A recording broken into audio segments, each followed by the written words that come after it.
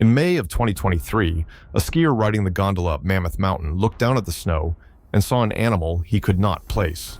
The size of a small bear, but lower, with a long tail and a pale mask of fur across its face, loping across the open slope below him. He took photographs. Days later, and more than 100 miles to the north, a park ranger named Tim Naus saw what was almost certainly the same animal in the backcountry of Yosemite. Over a span of days that month, it was recorded 3 separate times, twice in the Inyo National Forest, once in Yosemite, by people who had no contact with one another. The California Department of Fish and Wildlife examined the footage and confirmed what the images showed. A wolverine, only the second one ever confirmed in California in more than 100 years. It would mean less if it were the only one. It is the second. The first turned up in February of 2008 when a graduate student named Katie Moriarty was scanning images from 20 remote cameras she had set in the forest near Lake Tahoe to study martens, small tree-dwelling weasels.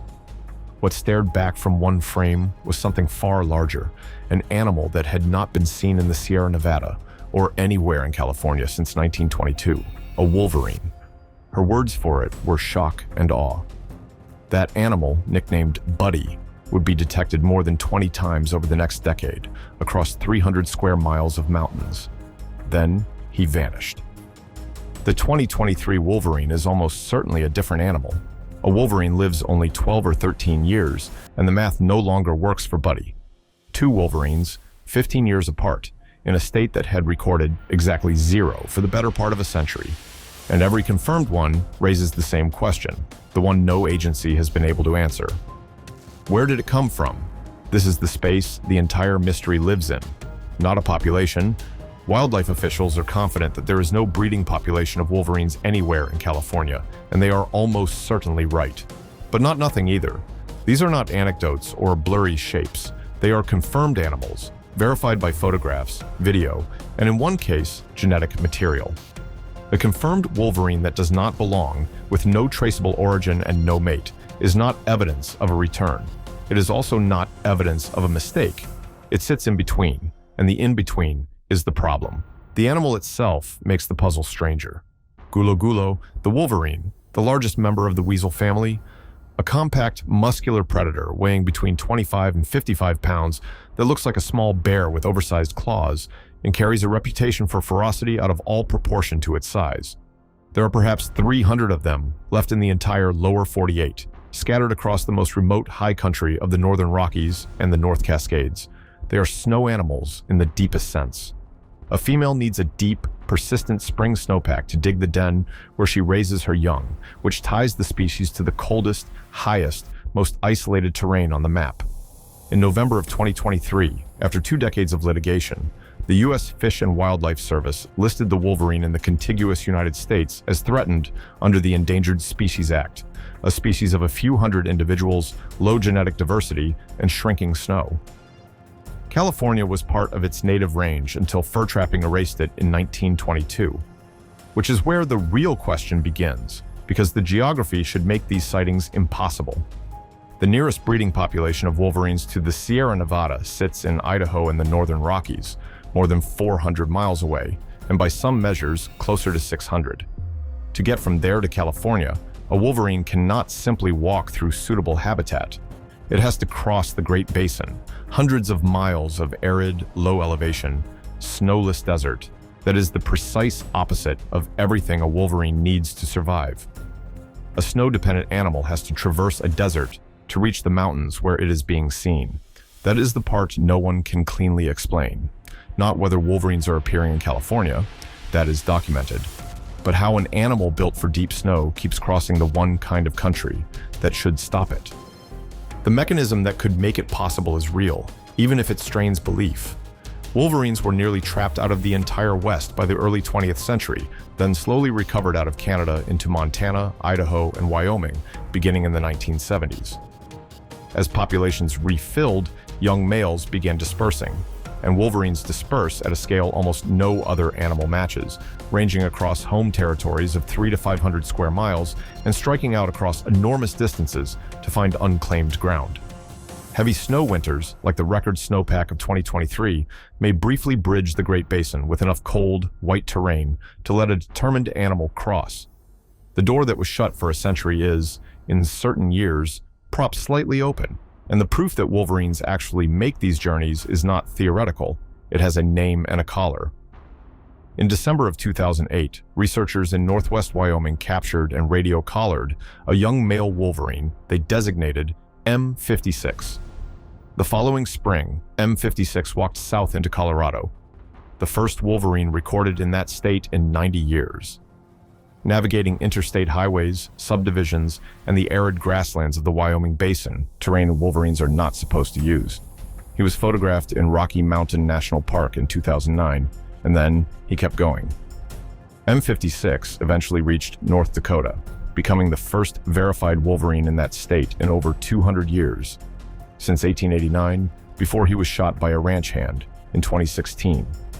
One animal tracked the entire way, crossing hundreds of miles of hostile country between mountain ranges.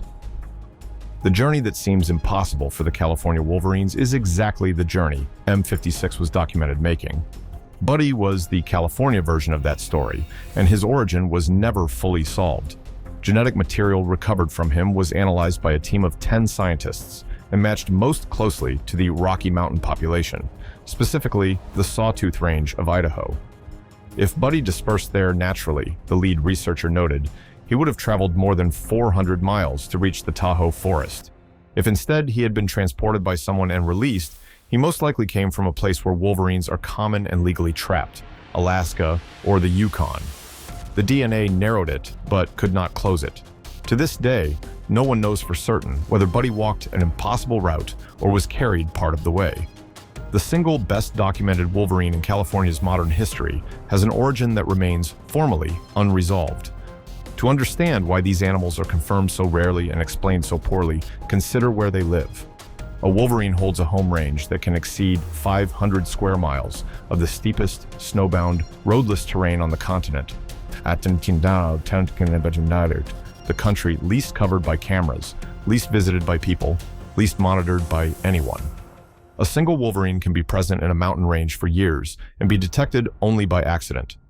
Buddy was found because a graduate student happened to be photographing a different animal. The 2023 wolverine was found because a skier happened to look down from a gondola. These are not the sightings of a rare animal that is mostly absent. They are the rare detections of an animal whose entire existence is built around being where no one is looking, which is the objection a skeptic raises immediately. If wolverines keep reaching California, where is the evidence that it is anything more than a fluke? Where is the population, the den, the proof?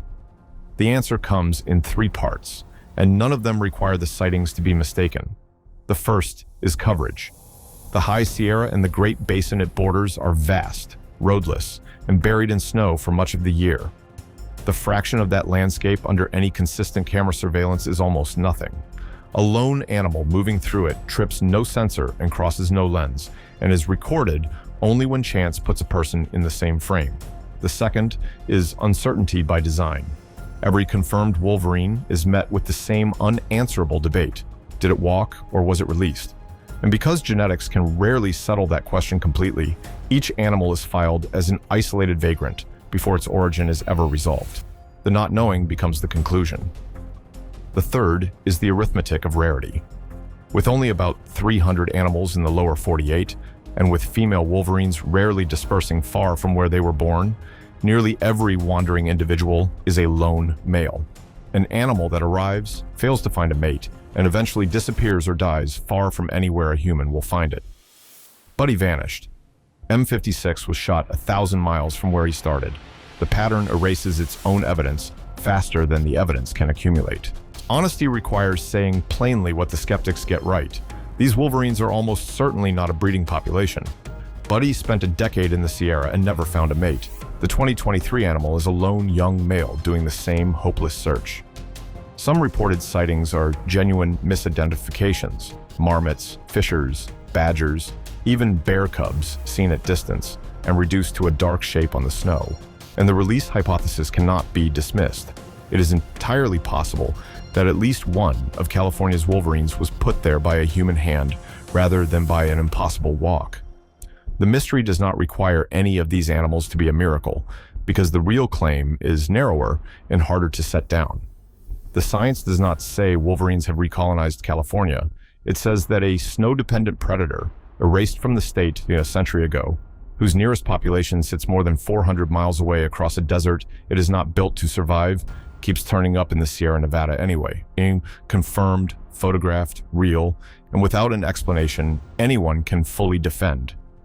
Whether they crossed an impossible route on their own or were carried part of the way, the animals are here, and how they keep arriving is a question the people who study them cannot close. So it ends the way it began. A skier on a gondola looks down and sees an animal that should not exist on that slope, a small, dark shape with a pale mask, moving fast across the snow, gone into the rocks before anyone can be sure of what they saw. It came from somewhere no one can name. Across country, it should not have survived. And then it did what all of them do.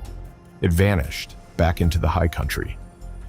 The wolverine that California lost 100 years ago keeps being seen in the snowy mountains that still carry its memory. And the only thing the biologists can say with confidence is that it should not be there at all.